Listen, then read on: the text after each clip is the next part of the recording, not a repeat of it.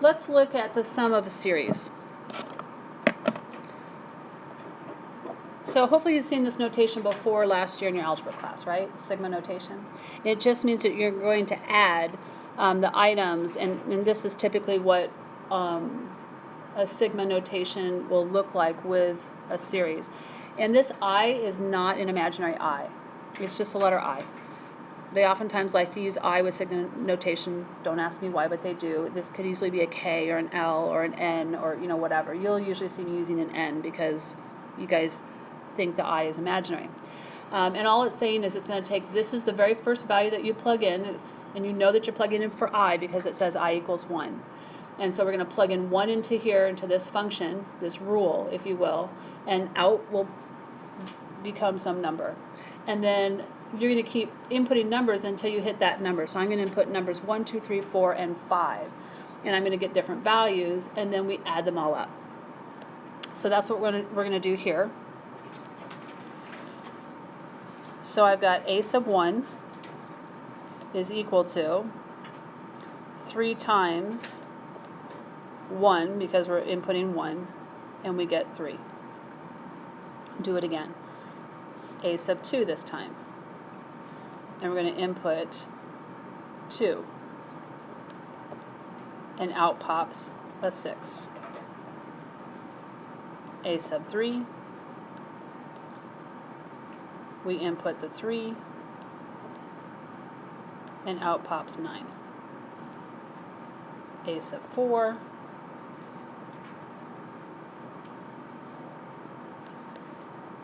Out pops 12. And finally a sub 5.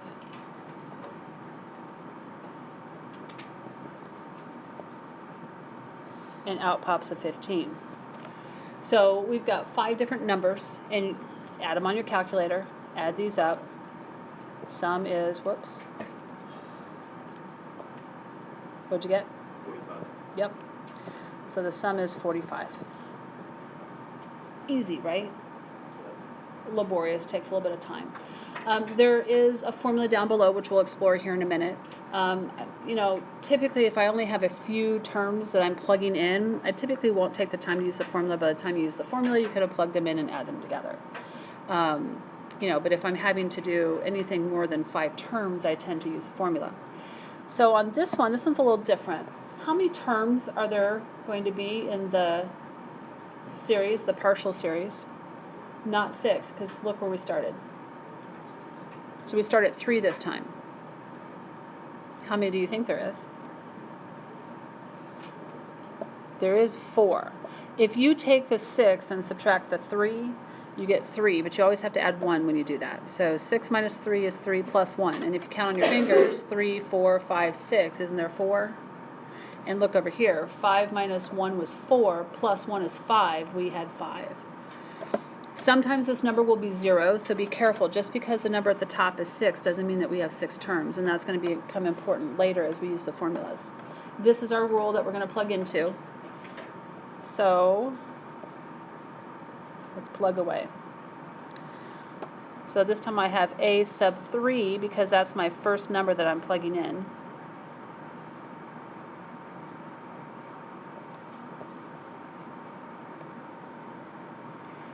And out pops 10. A sub 4.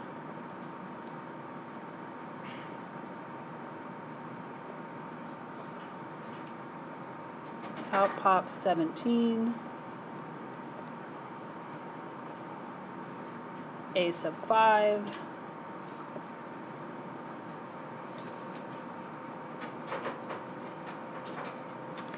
Out pops 26, and finally a sub 6.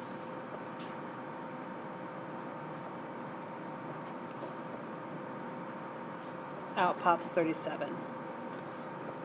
So when you add those up, what do you get? 90.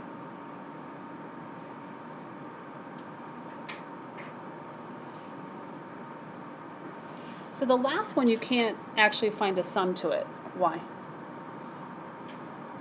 Why can't I find a sum to this one? It's infinite. I don't know where the end is. They don't have an end. If it was just these three, you're like, well, why can't I just add those up? Absolutely, you could just add them up. Absolutely. And that's what I would do if I were you. But that's not what they may be asking you. They probably will ask you to do, to write this in sigma notation. So to write it in sigma notation, I have to know what my first term is, and I'm going to use n here because they're using n. So n is equal to, I don't know what my first term is yet, but we're going to figure that out. I do know that I'm going to go to infinity because I don't know where the final term is. And then we also have to figure out what the rule is. The rule is not actually n plus 1 to the third power. That's not the rule. You'll see why in just a minute. So I'm going to take this. I'm going to make this be n, and this is 1, 2, 3. What is happening to 1 to get 1? What's happening to 2 to get 8? 3 to get 27? What am I doing to n each time to get these numbers? Cube. Well, I'm not cube root, but I'm cubing it, right? So my rule is actually n cubed. Like, well, why isn't it n plus 1 cubed? Well, if I wanted to get the fourth position number here, if I did that and used this one, 4 plus 1 would be 5, cubed would be 125. That's not the next number. The next number should be 64 because it's 4 cubed. And so all this is telling you is that, you know, the n plus 1 is the position that follows the 3 here. And the 3 plus 1 is 4. That's where that's coming into play. Remember when we did the recursive, the n minus 1 was the previous term? Well, the n plus 1 is the following term, the next term. And so you have to be careful not to think that that's the rule, and it's not. So our rule in this case is n cubed.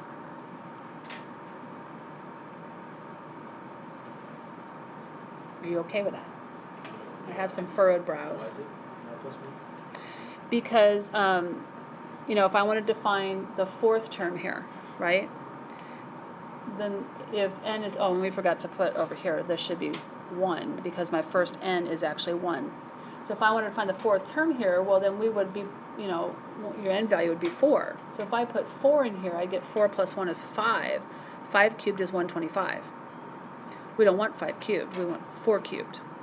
Does that make sense? And so the only way to get 4 cubed is if it's left as n. So why they put it plus 1? Because that's the n plus 1 is the one that follows 3. 3 plus 1 is 4. So that's why, because it's the following one, not the previous term. It's weird, it's confusing, but it is what it is. All right, so what do we do when we have a longer sequence? So let's look at some formulas for partial sums.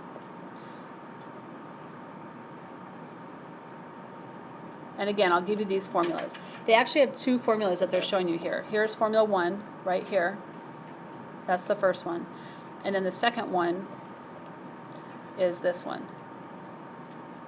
I prefer the first one, although it depends upon what you're given as to which one you're going to use. And it's your responsibility to know what the parts are in that formula. I'm not going to tell you what they're telling you here. N is the number of terms. I'm not going to tell you that. You need to know that. A sub 1 is the first term in the sequence. Again, you should know that.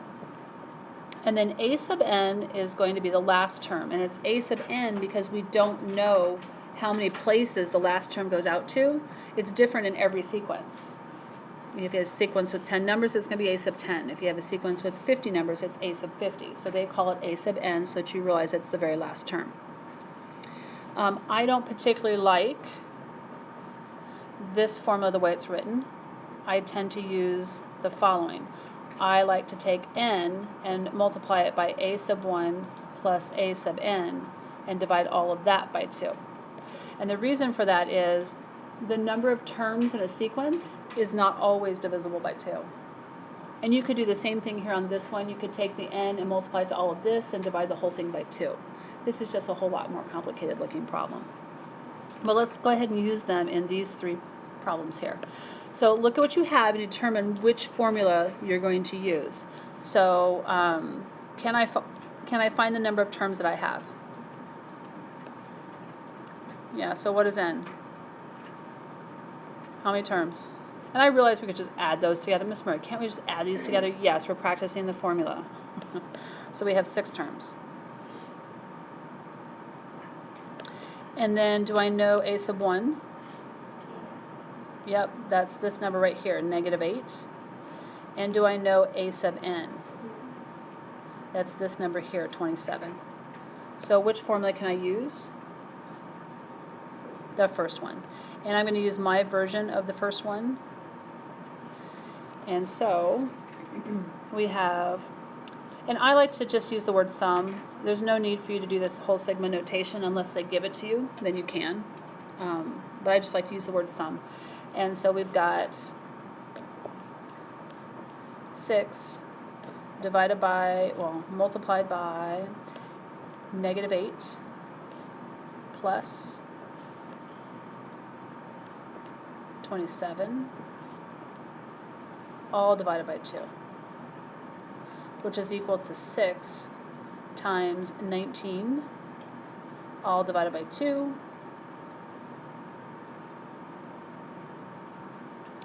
and then that's equal to 3 times 19, which is equal to 57.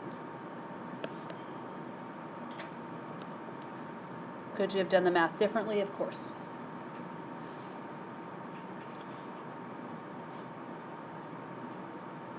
Good? All right, so look at B. I want you to do that one on your own. The only thing you need to worry about with B is what? What's the problem? Gotta figure out what n is. Right, because aren't you missing a bunch of numbers here?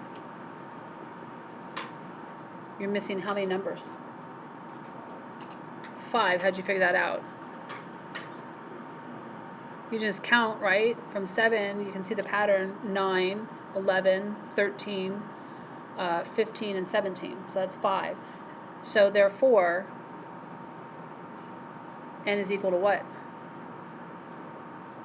10. So then you're going to do that on your own. I'm going to quietly do it up here.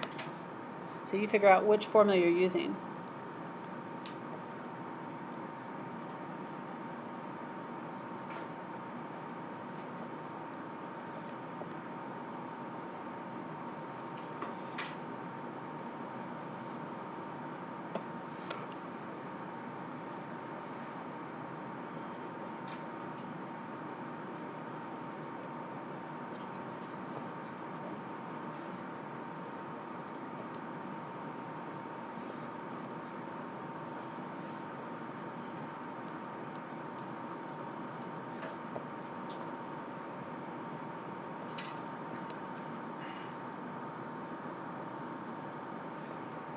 And then share with those around you when you get an answer. What do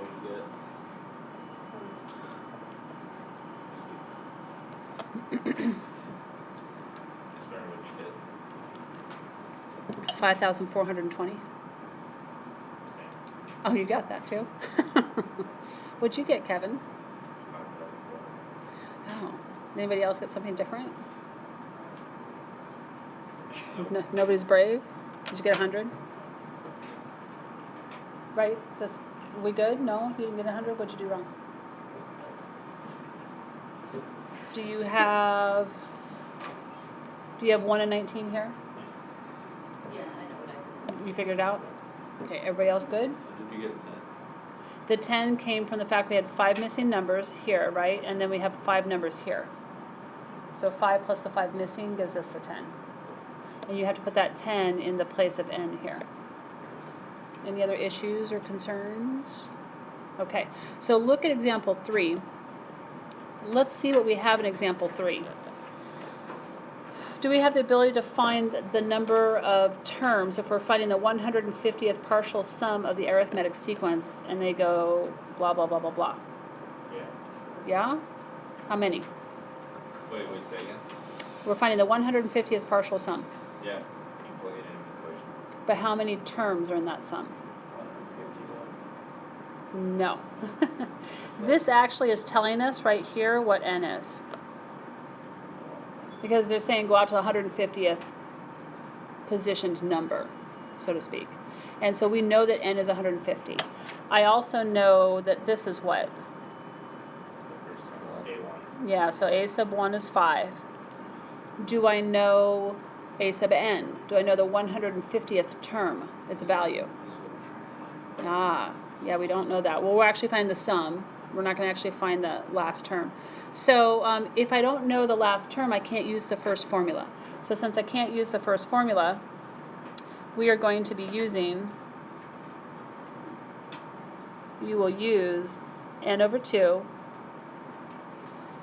times 2 times a sub 1 plus n minus 1 times d. So out of that formula, what am I missing that I need to know? D. So D is your what? It's your common difference, right? So I can just look at those two, and isn't that a plus 11? Isn't that D? So I'm going to use 11 as my D. Whoops.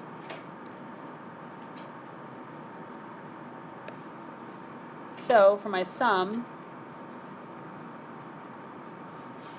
I've got my n is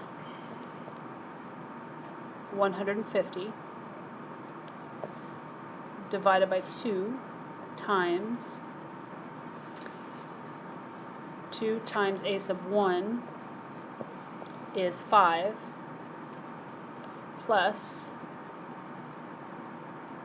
150 minus 1, and then get used to putting that d in parentheses. So the common difference is 11. And now just do the math. So that gives us 75. Whoops. I don't want that. 75 times 10 plus 149 times 11, which equals 75 times 10 plus 1639, which equals 75 times 1649, which finally gives you 123,675.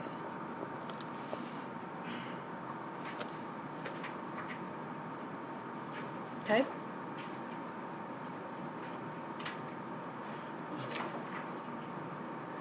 Well, that formula can get a little complicated sometimes, but all right, so can we move on to the second page?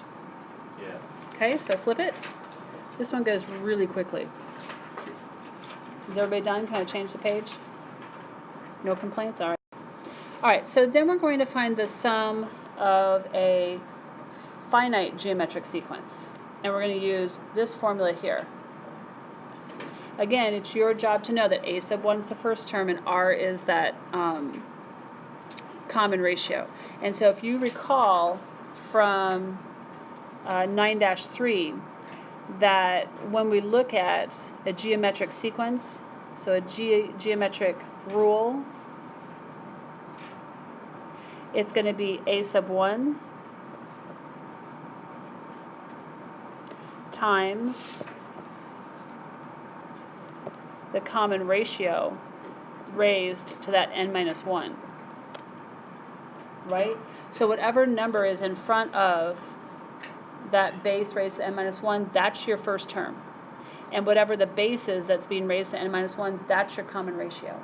So as you look at this over here, this particular one has a 1 in front.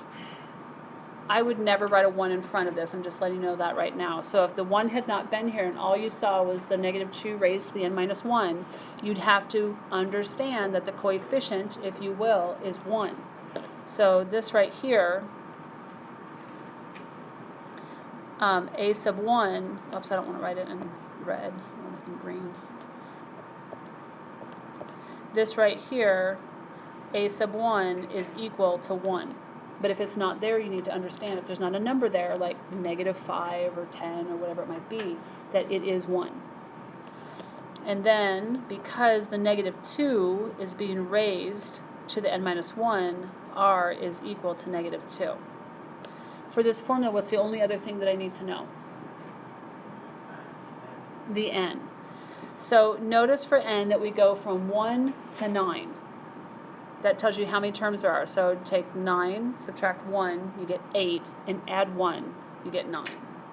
So n is equal to 9 terms. It's not because you see a 9 up here. It's because that starts at a 1 and that ends at a 9. So if that had started at a 0 and that ended at a 9, how many terms would you have? 10. What if that started here at 4 and went to 9? 4 to 9, how many terms? 5. 9 minus 4 is 5 plus 1. 6. Okay? All right, so we're going to follow the formula. So we have S sub 9 is equal to A sub 1, which in this case is 1, times 1 minus my R. My R is negative and it's being raised to a power. So for both of those reasons, I'm going to put it in parentheses. And then the power it's raised to is the n power, which is 9. And then all of that is over 1 minus this negative 2. So be super careful. Mathematically, what should we do first? You need to raise that negative 2 to the 9th power. So when you raise a negative to an odd power, what sign does it become? It becomes odd. Whoops. So I have 1 minus, and that negative 2, when it's raised to the power, ends up being negative 512 divided by, can't I do a plus plus here on a 1 minus a negative 2? And 1 minus a negative 2 ends up being 3. And then also I can do a plus plus here with a minus a negative 512, and I get positive 513 over 3. 513 is divisible by 3. 5 plus 1 plus 3 is 9, and 3 goes into 9. And so your final answer, I'll write it separately, so your final sum, go away, is of 9 terms is equal to 171.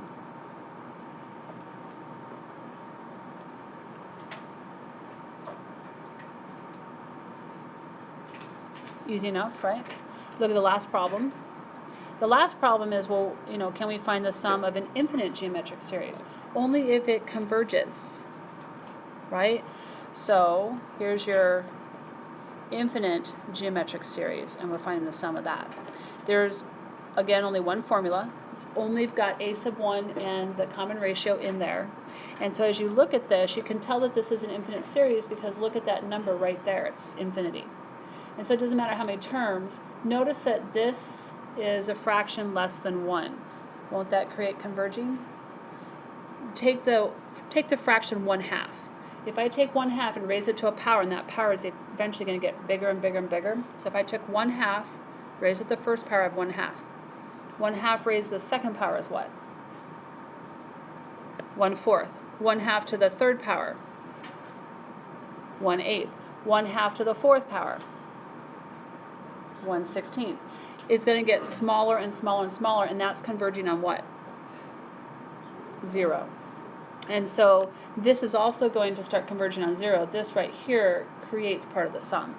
So we're going to follow the formula, and this formula is just S. It's not S sub anything because we don't know how many terms are in the sequence because it's infinite. So it's S equals, and then our A sub 1. What is our A sub 1? It's that 4, right? And then our R is what? 0.6. The 0.6. So this is our R because it's what's being raised that n minus 1. So when I write my fraction, my 4 goes up top, and my 1 minus 0.6 goes in the denominator. So that gives us 4 over 0.4, and so our sum is equal to 10.